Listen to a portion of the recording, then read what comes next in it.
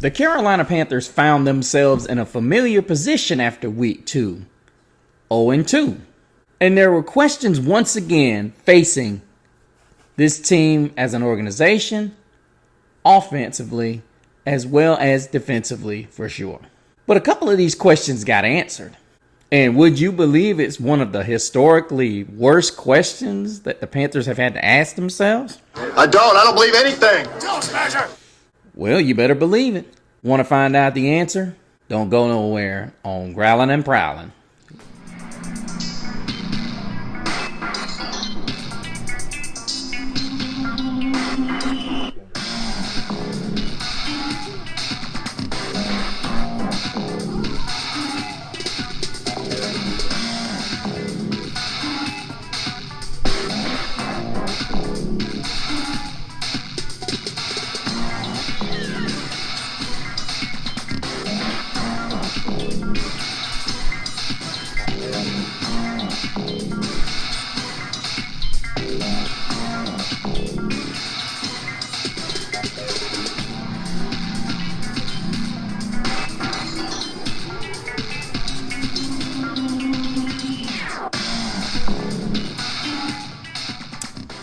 Welcome back, Growlers. Thank you guys so much for joining us here on this edition of Growlin' and Prowlin'. I am coming to you from my second home. And guys, I hope you guys had a great weekend, as many of you, like me, had a great time because we were able to pull out a decisive win. Now, it's not what you would consider a traditional decisive win when you take into account that the offense wasn't great. They did what they were supposed to do. But when you look at the total numbers, you look at the Falcons ran 11 more plays, and they still were shut out. If I recall correctly, this is the first shutout the Panthers have had since 2022, if I recall correctly. And it is the largest margin of victory since 2015, and it's the largest margin of victory with a shutout since, I think, 2012. So, looking at this, is a game where a lot of people were criticizing and chastising the Panthers and saying that, oh, they didn't do this and they didn't do that. Well, let's look at it. Most teams that generate 3 turnovers, and one of them goes back for a touchdown, and one of those, also another one of those goes deep into opponent's territory, that's a lot to say. And as I said, maybe Steve Smith's ripping of the fans, as well as my own, did something to the team. Because the truth of the matter is, players get tired of being ripped, especially when they're giving their best. Yeah.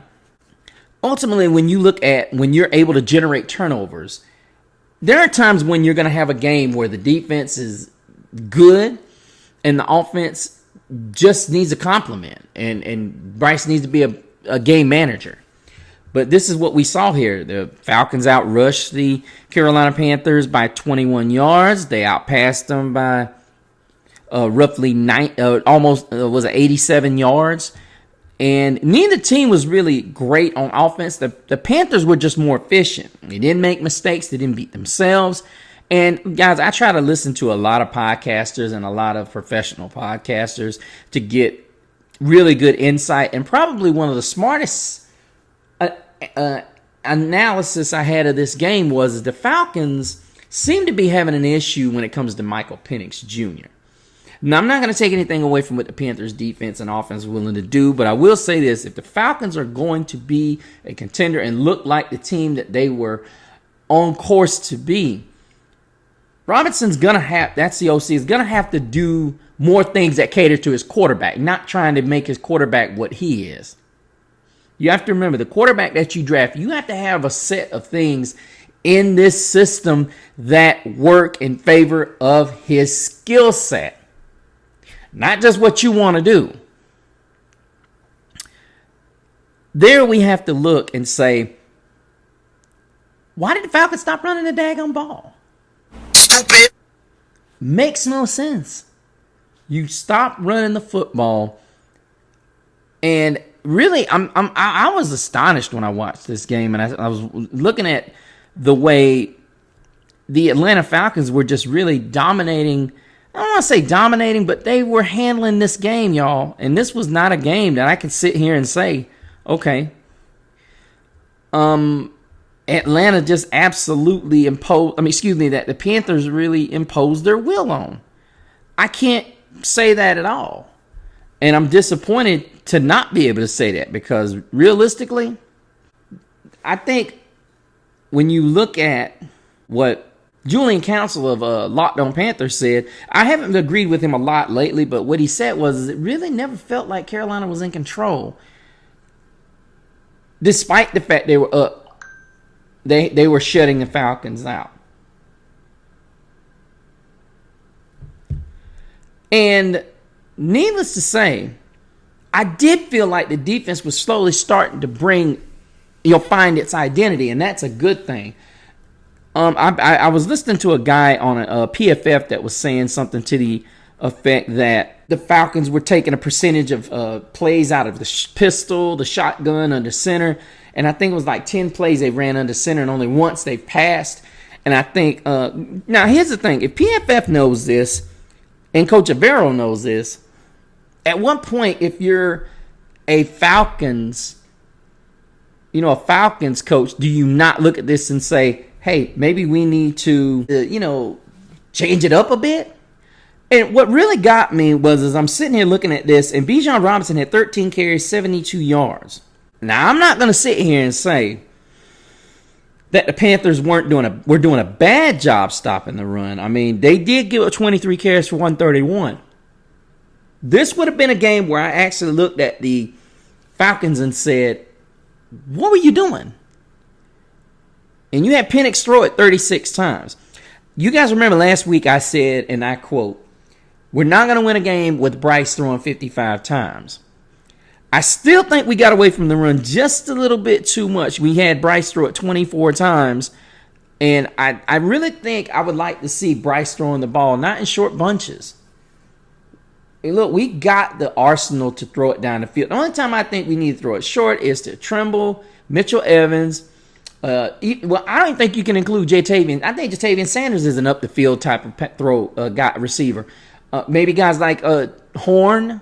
You want them to eat up the little intermediate sections, guys. You want them to take the ball in those short to intermediates and take them up the field. We're seeing more Chuba Hubbard being involved, Rico Dowdle involved in the pass game. That's a good thing. And see, what I think ultimately happened with the Falcons is they were so bent on that in the flat running back toss that Penix fell in love with it, thinking that, hey, I got nothing open receiver wise. Let me just dump it off to Bijan. And that was one of those where, a defense says, hey, look, man, I'm sick of this. I'm sick of you doing this. Bijan ended up with 5 catches for 39 yards. That's a great look when you're trying to get your best playmaker, the football. And in the Falcons' eyes, he's their only playmaker. And sadly, you've got guys like Kyle Pitts and Darnell Mooney as well as Drake London on this team. And it's like, really? I get it. But this was a game Bijan Robinson should have had 200 yards rushing. Just saying, the Panthers defense has shown, some improvement. But I think ultimately when you get a team that they go 2 runs and they got 3rd and 2 or 3rd and 1, you got to try to run the football yet again. I think a team that's got a guy like Bijan Robinson, and I heard somebody on PFF say this, you have to let him be the bell cow. Just like I think we need to lean more on Chuba Hubbard. Look at him, 17 carries, 73 yards. You can't go away from what you want your identity to be. And I still question whether or not Canellis is willing to ride or die on what our identity is. I still think there needs to be more design bootlegs. I think Bryce has shown the ability to be successful doing that. Now, I know a lot of people are going to say, well, you talked about the Falcons. Because I'm going to be honest with you. Do we need to get crazy happy about our defense? Not yet. Because when we run into a team like the Saints who are going to have to run the football in order to be successful, you're going to have some teams out there that they're not going to be able to depend on their quarterback to win the game. He can't shoulder that responsibility. And ultimately, what's got to happen is that the Carolina Panthers are going to have to play better. Tet had a couple of balls that he got his hand on, but this is going to have to be situations where we can't miss those, and I get it. Bryce has probably been told by Tet, and he's probably got that connection where he's told him, just throw it up there and I'm going to give me a shot. Tet's going to have to try to at least get to a point where he can get two hands on the ball. This spectacular circus grabs can't be every week. I get it. I love the kid. I think he's going to be a superstar. But this connection's got to, that Cali to Cali connection has to start working. Because what happens is if you can get Tetero McMillan down the field making these type of grabs or making these deep crossers and deep posts, skinny posts, this is a major boost to the running game. And you can get opportunities like Chuba Hubbard running for big-time yardage and Rico Dowdle averaging 3 yards a carry. Look, 30 for 110 is not a bad day at the office. Not at all.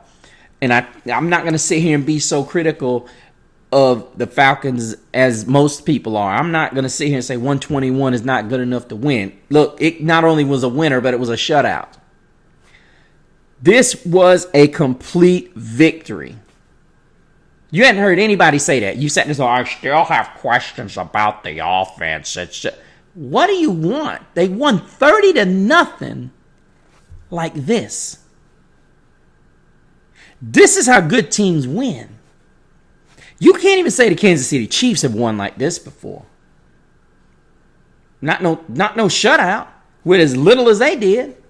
I think this is more an indictment on the Falcons not understanding who they were playing. Because here's the thing, people don't realize that this could be a springboard. I think Panther Nation needs to wake up and say, this might be it, y'all. I'm going to go ahead and I'm going to plant the flag right here. I'm going to plant it right here, and I'm going to put it right here. Attention, attention. This is the game that's going to wake us up. And I said it before we even got started. I didn't know we were going to win 30-0. I don't think anybody did. But Bryce Young, 16 of 24, 121 yards, no turnovers. That's the big key. Chuba Hubbard, 1773. Rico Dowdle, 1030. Tetero McMillan, 3 for 48. Tommy Tremble, 2 for 16. Bryson Tremaine, 2 for 15. Jatavian Sanders, 2 for 11.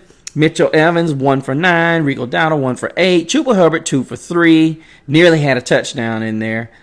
David Moore got in the action, and Hunter Renfrow had one as well. Trevor Etienne had the lone turnover for the Panthers. This game could have probably gotten ugly early, but Etienne put the ball on the ground. Trayvon Moore had a great game. Mike Jackson had an immense game. I don't care what PFF says. He had a tremendous football game. Shaw Smith-Wade had the pick six. Amazing job. And a lot of people sit there and say, well, that was a bad throw by Penix. Partially true, but if you watched it, Shaw Smith-Wade had to climb the ladder. So let's give the bruh some skill. Stop sitting here trying to make in every reason to not give the guy his kudos. Same thing with Mike Jackson. That was a great read. There have been times when those balls go complete. So let's not pretend that they weren't great plays. Let's stop doing that. Let's give our boys the credit they deserve. Stop sitting here saying, well, it's going to get exposed later on. Look, I hear so many of y'all say, oh, a dub's a dub. Act like it. Lathan Ransom's a guy who, look, I don't care who you are as a stubborn behind coach. Lathan Ransom's got to be getting to, look, listen, he's got to be just etching away at Ichiro Rivera. Just like, man, how much longer can I keep this kid on the sideline? That's what he's doing. And then he caused that fumble that ended the game. Trevin Wallace played better. J.C. Horn was great. Nick Scott was okay. Ashawn Robinson and Derek Brown had some really good plays out there. DJ Wonnum once again being disruptive. Love seeing Cam Jackson out there doing his thing. We got to see Bam Martin Scott. Just a bunch of guys we're getting to see some stuff out of. Nick Scorton had a tackle in this game, so that was a good thing to see. And waited to see Princely and Monumilan. As I said before, not a specific run stopper, but he's a pass rush specialist. But like I said, guys, let's not get over exaggerated, but this could springboard us because the offense was not great, but we still managed to pull a big time shutout. When you can beat a team by nearly 5 possessions, that's saying something. That is an impressive Sunday. And you only had just barely over 200 yards. And you were able to do that. And if I'm Dave Canellis, this is what I'm telling my offense. See what happens when you take care of the ball and your defense is able to play loose. That's what my message would be. And that's what my message to you is. If you allow the defense to play loose, they also can make some plays.